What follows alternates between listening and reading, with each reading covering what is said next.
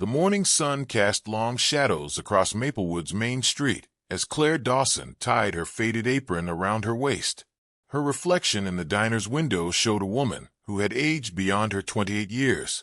Dark circles rimmed her eyes, and her once bright smile had become a practiced mask she wore for customers who never bothered to learn her name. 2 years had passed since the night that shattered her world completely. 2 years since Victor Hale had walked into her family's small grocery store with vengeance burning in his cold eyes. The memory still played in her mind like a broken record, each detail sharp enough to cut. Her father's surprised gasp when the door chimed at midnight. Her mother's scream when she saw the gun. Her younger brother David's desperate attempt to shield their baby sister Emma. Victor Hale hadn't come for money that night. He had come for blood. A business deal gone wrong, accusations of betrayal, and the kind of rage that turns ordinary men into monsters. Claire had been working late at the diner, counting tips and dreaming of saving enough money to help her family expand their store. She returned home to find police cars and ambulances, their red and blue lights painting the quiet street in colors of horror. The investigation revealed everything. Victor Hale, a man with connections in dark places, had believed Claire's father had stolen from him. The truth came out later. It was Victor's own business partner who had betrayed him. But the revelation came too late, for innocent lives had already been taken in a moment of blind fury. Claire survived because she hadn't been there. The cruel twist of fate that spared her life also condemned her to carry the weight of survivor's guilt. She could have been home. She could have called the police. She could have done something, anything, to save the people she loved most in the world. The insurance money and the sale of her family's property had given her enough to rent a tiny room above Mrs. Patterson's bakery. She took the job at Murphy's Diner because it was the only place that would hire her without questions. The owner, Big Murphy, was a kind man with calloused hands and a heart that understood pain without needing explanations. Every morning, Claire walked the same route to work. Every evening, she returned to her small room where photographs of her family watched her from the nightstand. She had memorized every face in those pictures: her father's laugh lines, her mother's gentle eyes, David's mischievous grin, and little Emma's gap-toothed smile. They were frozen in time, forever young, forever happy, forever beyond her reach. The townspeople treated her with the careful kindness reserved for tragic figures. They spoke in hushed tones when she passed, their sympathy genuine but suffocating. Claire had become the girl who lost everything, the orphan who served coffee with hollow eyes and mechanical movements. She accepted their pity because she didn't have the strength to reject it. At night, when sleep finally came, her dreams were filled with what-ifs. What if she had gone home earlier that night? What if she had convinced her family to move away from Maplewood? What if she had been brave enough to confront Victor Hale herself? The questions tormented her, creating an endless cycle of self-blame that no amount of reasoning could break. The criminal justice system had failed her family completely.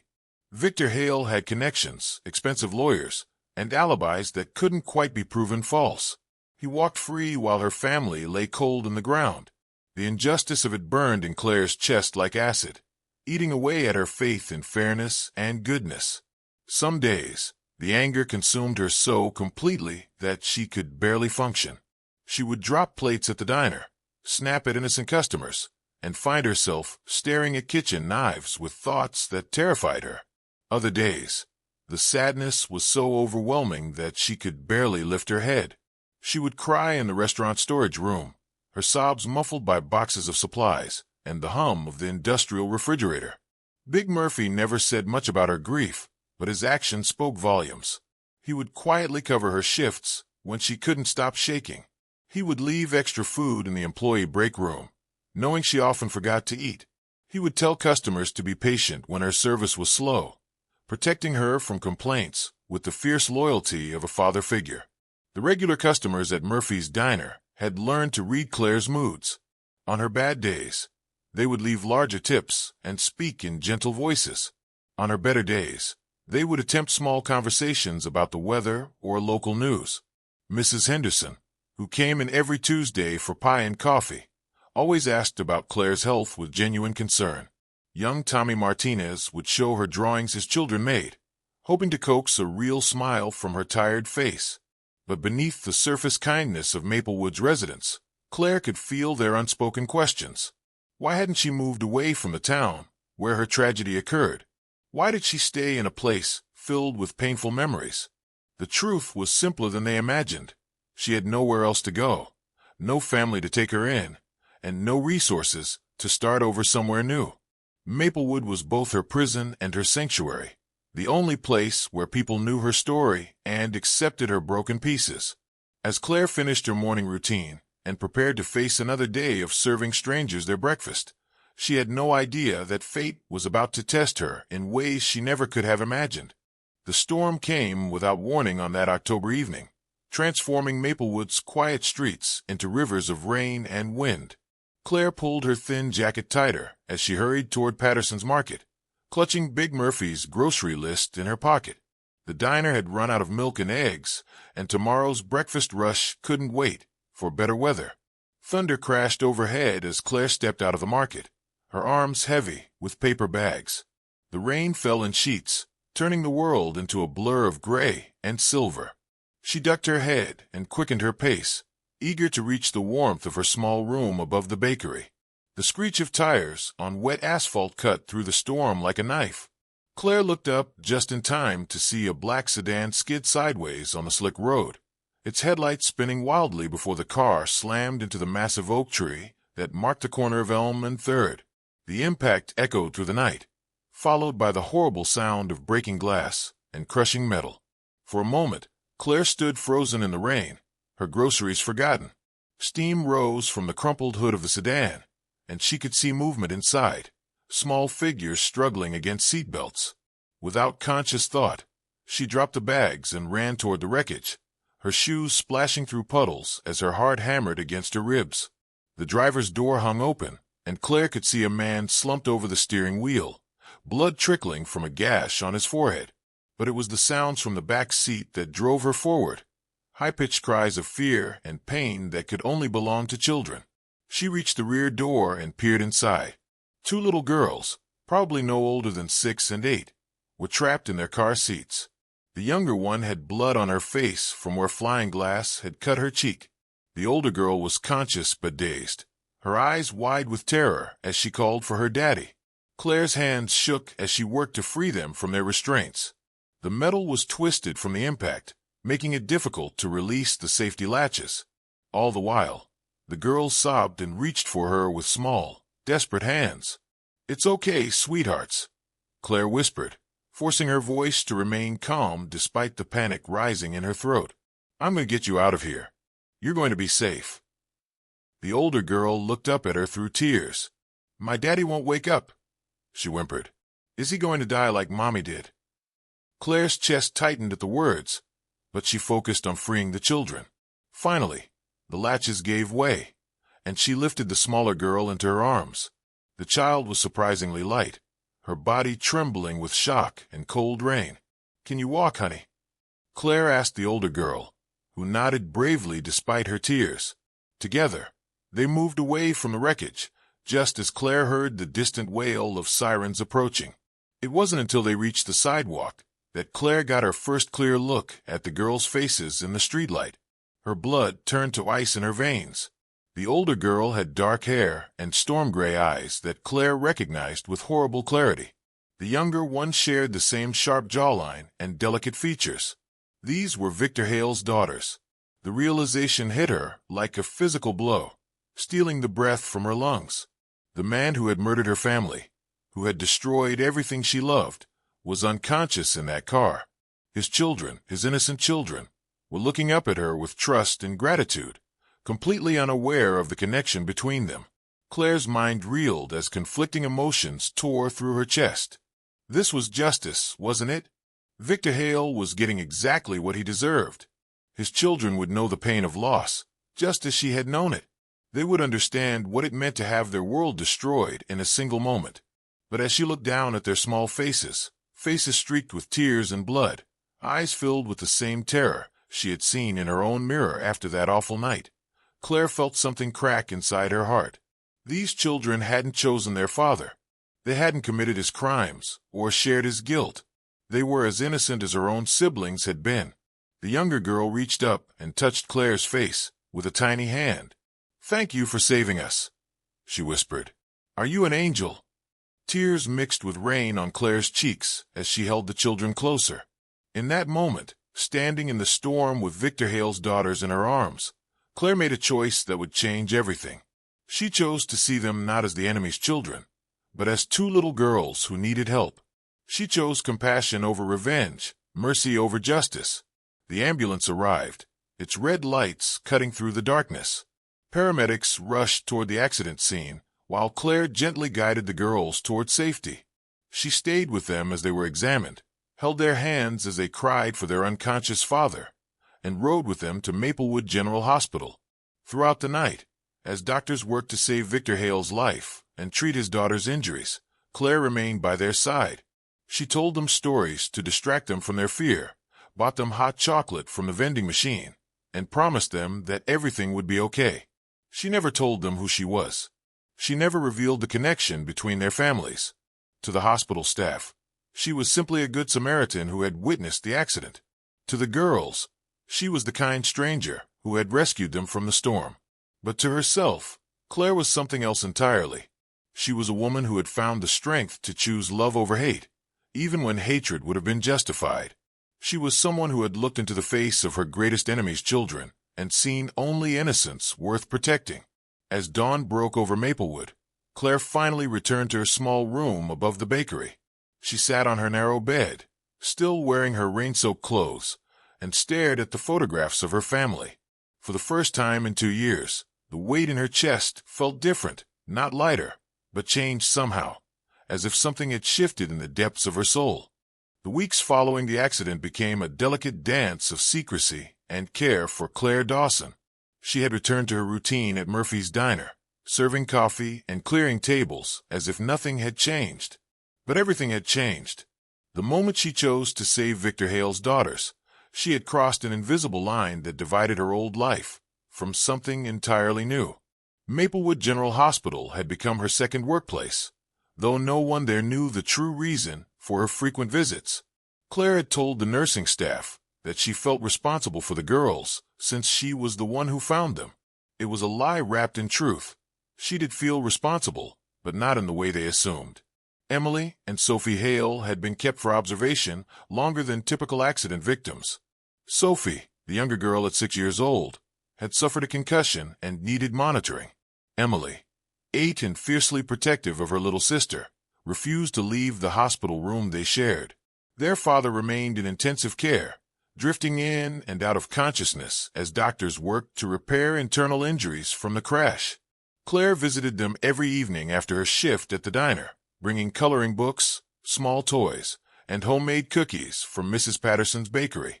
She invented a cover story about working nearby and wanting to check on them, a tale the children accepted without question. To them, she was simply Claire, the nice lady who had saved them from a scary car. "Will you read to us tonight?" Sophie would ask, her small face lighting up whenever Claire appeared in the doorway. The child had developed an attachment to her rescuer that both warmed and broke Claire's heart. Sometimes, when Sophie reached up to hug her, Claire had to fight back tears at how easily the little girl offered her trust and affection. Emily was more reserved, carrying the weight of being the older sister. She would ask careful questions about her father's condition, trying to understand the medical terms doctors used. Claire found herself translating complex explanations into words a child could grasp, becoming a bridge between the frightening adult world and their need for comfort. The irony wasn't lost on Claire that she was protecting the children of the man who had destroyed her protection. Late at night, lying in her narrow bed, she would wrestle with the implications of her choice. Was she betraying her family's memory by caring for these girls? Or was she honoring something deeper, the part of her parents that had always taught kindness, even to those who didn't deserve it? Victor Hale's extended family had been notified of the accident, but they lived states away and couldn't arrive immediately. His business associates visited occasionally, stern-faced men in expensive suits who spoke in hushed tones about handling things while Victor recovered. They barely acknowledged the children, treating them like inconvenient details, rather than frightened little girls who needed comfort. Claire began to understand that Emily and Sophie had been living a lonely existence even before the accident. Their mother had died of cancer 2 years earlier, around the same time Victor had destroyed Claire's family. The girls had been raised primarily by a series of nannies and housekeepers, with their father remaining distant and consumed by his business dealings. "Daddy's always busy," Emily explained one evening as Claire helped her with a puzzle. "He talks on the phone a lot and gets angry at people. But sometimes, when we're really good, he reads us stories before bed." The casual way Emily described her father's emotional unavailability made Claire's heart ache. These children were growing up starved for genuine affection, their father's guilt and anger creating walls between him and his daughters. They had been victims of Victor's choices long before the car accident brought them into Claire's life. As the days passed, Claire found herself becoming an anchor point in the girls' turbulent world. They began to depend on her presence, saving up stories and questions for her evening visits. Sophie would draw pictures specifically to show Claire, while Emily would practice reading aloud from the books Claire brought, proud to demonstrate her improving skills. The hospital staff began to rely on Claire as well, though they didn't realize it. The girls were calmer when she was around, more cooperative with medical procedures, and less likely to have nightmares that disrupted the night shift. Dr. Martinez, the pediatrician overseeing their care, commented to Claire about how remarkable it was that a stranger would show such dedication to children who weren't her own. "You have a gift with them," he said one evening as they watched Emily help Sophie color within the lines of a butterfly picture. "Have you considered working with children professionally?" Claire smiled sadly. "I think I'm exactly where I need to be right now." What Dr. Martinez couldn't know was that caring for Emily and Sophie had become Claire's form of healing. Every story she read aloud, every scraped knee she comforted, every nightmare she chased away with gentle words was slowly mending something broken inside her own heart. She was discovering that nurturing others could nurture herself, that protecting innocence could restore her faith in goodness. But the secret she carried grew heavier with each passing day. The girls trusted her completely, sharing their fears and hopes with the openness that only children possess. They told her about missing their mother, about being scared when their father worked late, about dreams they had for when they grew up. Each confidence they shared was both a gift and a burden, evidence of their pure hearts and a reminder of the terrible truth they didn't know. Claire began to research Victor Hale more thoroughly, trying to understand the man whose children had become so important to her. What she discovered painted a complex picture of someone who had built an empire through questionable means, who had enemies and secrets, but who had also been devastated by his wife's death. The night he destroyed Claire's family, he had been drinking heavily, consumed by grief and rage over a business betrayal that reminded him of his inability to protect the woman he loved from cancer. It didn't excuse what he had done. Nothing could excuse the murder of 4 innocent people. But it helped Claire understand that evil wasn't always born from pure malice. Sometimes it grew from pain and desperation, from good people making terrible choices in their darkest moments. The knowledge didn't make her forgive Victor Hale, but it made her more determined to save his daughters from following a similar path. These girls deserved better than to be raised by guilt and anger. They deserved the kind of love her own parents had shown her, unconditional, nurturing, and filled with hope for the future. As Victor began to regain consciousness, Claire knew their time at the hospital was drawing to a close. Soon, the girls would return to their regular life, and she would become just a memory of kindness during a difficult time. The thought of losing them was almost unbearable, but Claire had learned that loving someone sometimes meant letting them go. On the night before Victor was scheduled to be moved from intensive care to a regular room, Claire made a decision that would set the course for everything that followed.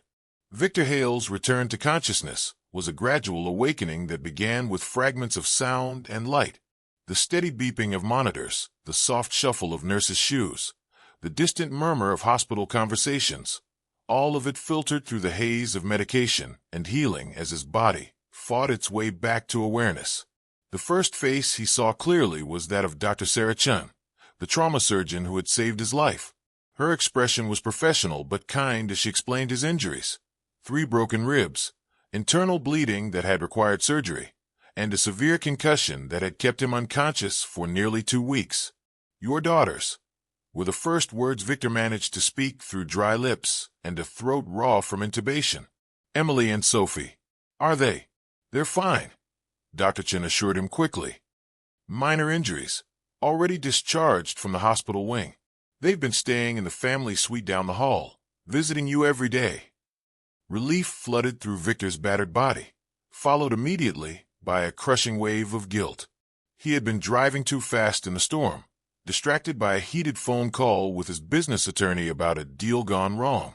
His own recklessness had nearly cost his daughters their lives, the only good things left in his world after losing his wife Maria to cancer. When Emily and Sophie were finally allowed to see him, their reunion was a mixture of joy and heartbreak.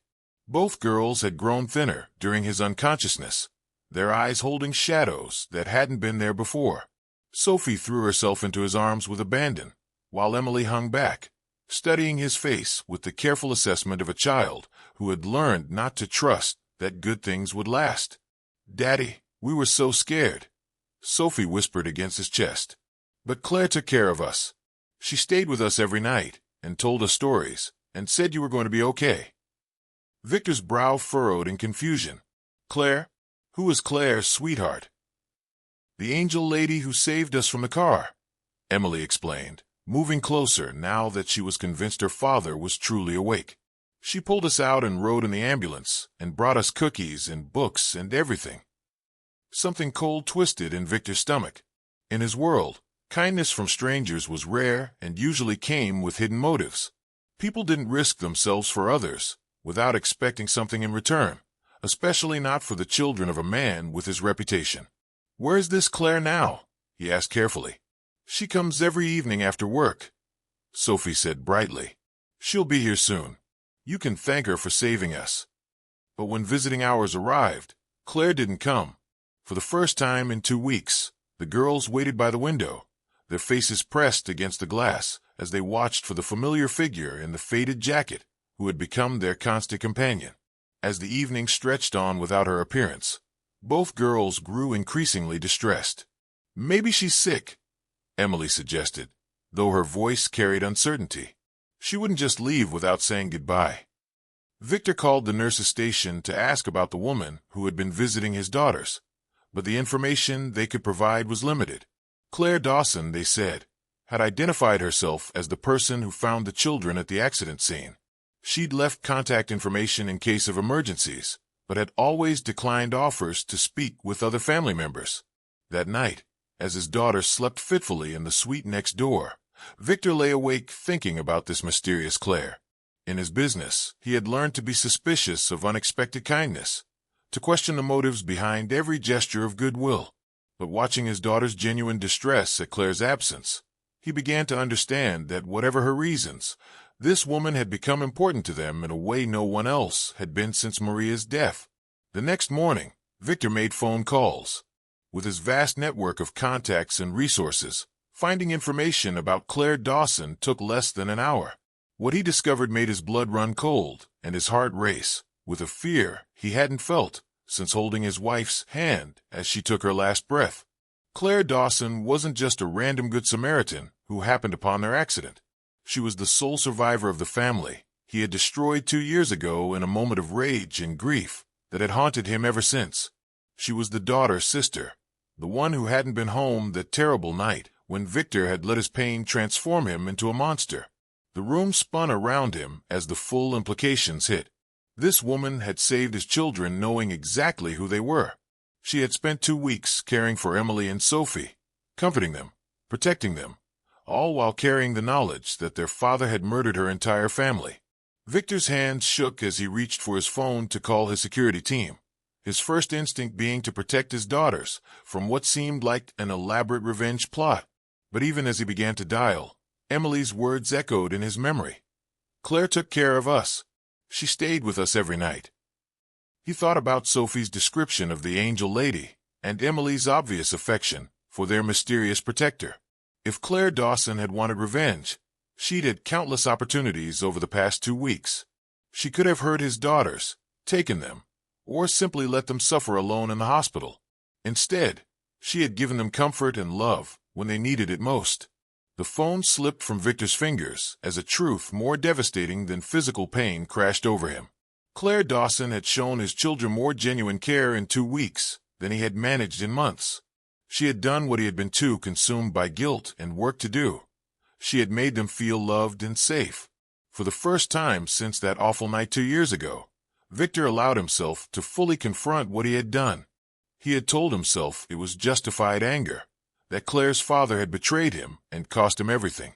But the investigation had eventually revealed the truth. His own business partner had been the thief, manipulating Victor's grief and rage to eliminate a rival. For innocent people had died because Victor had been too broken by loss to think clearly, too consumed by pain to verify the truth before acting. He had tried to bury his guilt in work, throwing himself into business deals and legal battles that kept his mind occupied. But lying in that hospital bed, forced into stillness and reflection, Victor could no longer hide from the magnitude of his crimes. He had destroyed a family, taken parents from their children, siblings from each other. He had created a wound in the world that could never be healed. And now the woman whose life he had shattered was caring for his daughters with a tenderness he didn't deserve and couldn't understand. Victor spent the next 3 days gathering more information about Claire's life since the tragedy. What he learned painted a picture of quiet suffering and remarkable strength. She worked at a diner for minimal wages, lived alone in a single room, and had somehow managed to survive without family or support system. She had never married, never moved away from Maplewood, never tried to rebuild the life he had destroyed. The reports also revealed something else. Multiple witnesses at the hospital describing Claire's devotion to Emily and Sophie. Nurses mentioned how she never missed a visit, how she brought thoughtful gifts with her limited income, how she stayed up all night when Sophie had nightmares about the accident. The pediatrician noted how much calmer both girls were in Claire's presence, how they seemed to bloom under her attention. This woman, who had every reason to hate him and his children, had instead chosen to love them. She had given his daughters something he had been unable to provide, the feeling of being truly cherished and protected. The realization left Victor humbled and ashamed in ways that went deeper than physical pain. On the 4th day of Claire's absence, Emily asked the question that cut Victor to the core. "Daddy, did we do something to make Claire go away?" Looking into his daughter's worried eyes, Victor knew he had to find Claire Dawson, not to confront her or demand explanations, but to thank her, to try somehow, to express gratitude for a gift so profound it had no name.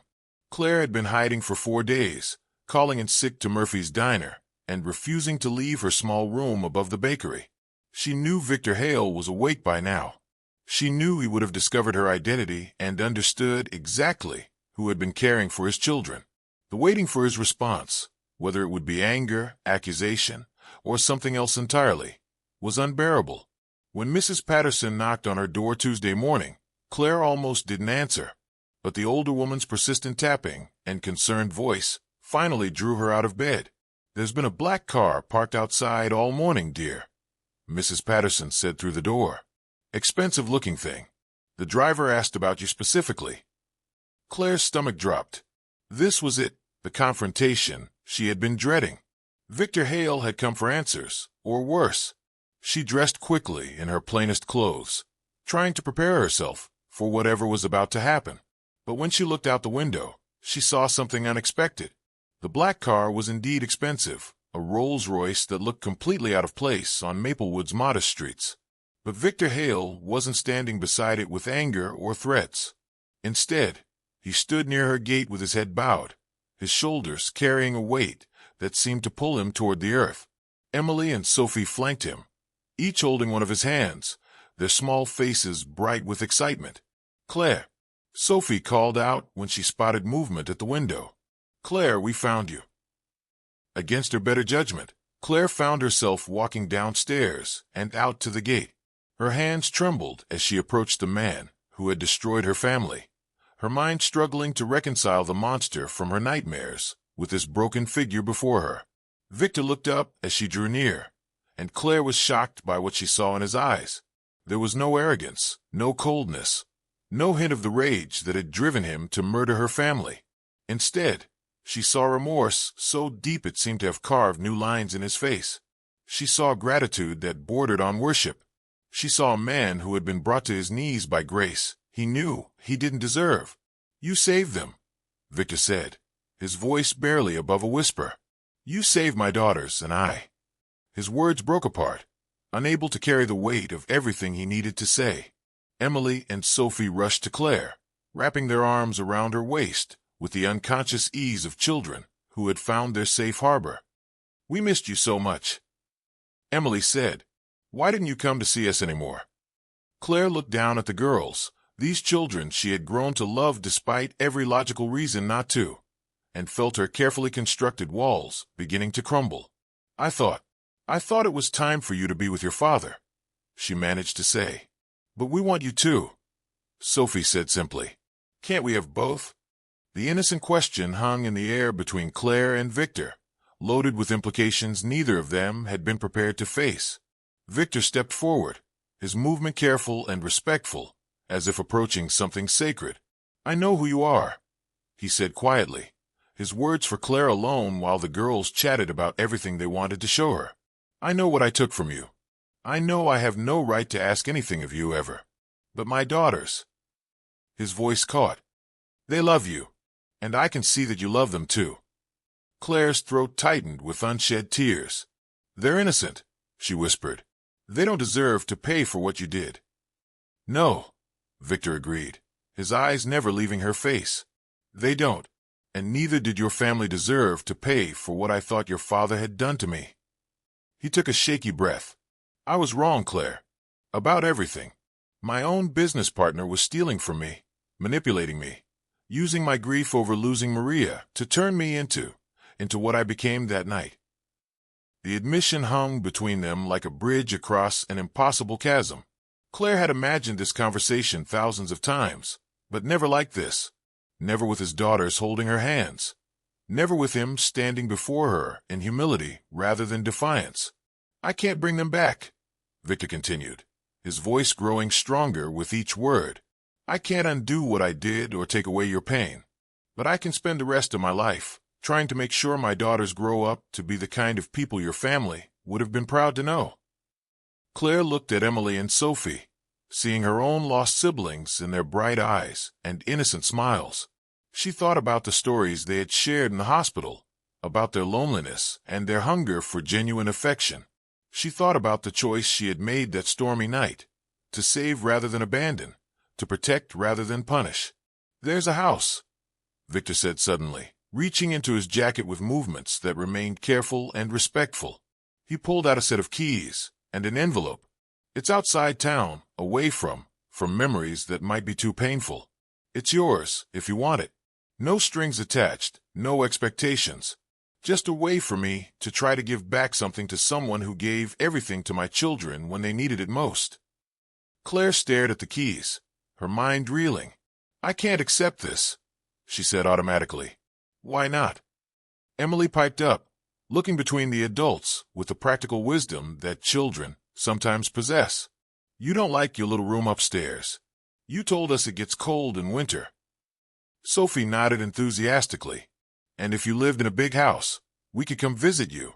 We could have tea parties, and you could teach us how to make those cookies you brought to the hospital." The simple joy in their voices broke something open in Claire's chest. She realized that accepting Victor's offer wasn't about money or property. It was about creating a future where these children could continue to have someone who loved them unconditionally. It was about building something good from the ashes of tragedy. "I need to know," Claire said to Victor, her voice steady despite the storm of emotions inside her. "I need to know that this isn't about guilt or debt. I need to know that if I accept this, if I remain in Emily and Sophie's lives, it's because you truly believe it's what's best for them." Victor's eyes filled with tears he didn't try to hide. "You gave them something I couldn't," he said. "You made them feel safe and loved and important. You've shown them what it means to choose compassion over revenge, kindness over hatred. I would be honored to have you be part of their lives for as long as you're willing." Claire looked down at the keys in her palm, feeling their weight like a promise of possibility. She thought about her family, about the values they had tried to instill in her, about what they would want for her future. She thought about the choice she had made in the storm that night, and all the choices that had followed from it. Finally, she looked at Emily and Sophie, at their hopeful faces and trusting eyes, and made another choice that would change everything. Yes, she said simply. Yes to the house. Yes to staying in your lives. Yes to building something good together. The girls erupted in cheers, dancing around the grown-ups with uninhibited joy. Victor's shoulders shook with silent sobs of relief and gratitude, and Claire, for the first time in 2 years, felt the heavy weight of grief shift into something lighter. Not gone, never gone, but transformed into purpose and hope.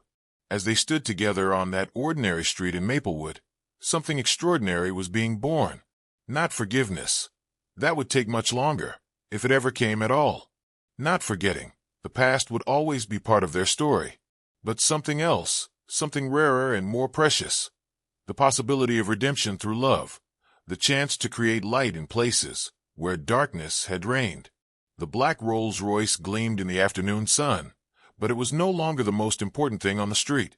What mattered now was the family being born from impossible circumstances, a woman who had chosen mercy over revenge, a man humbled by grace he didn't deserve, and 2 little girls who had found the mother figure they desperately needed.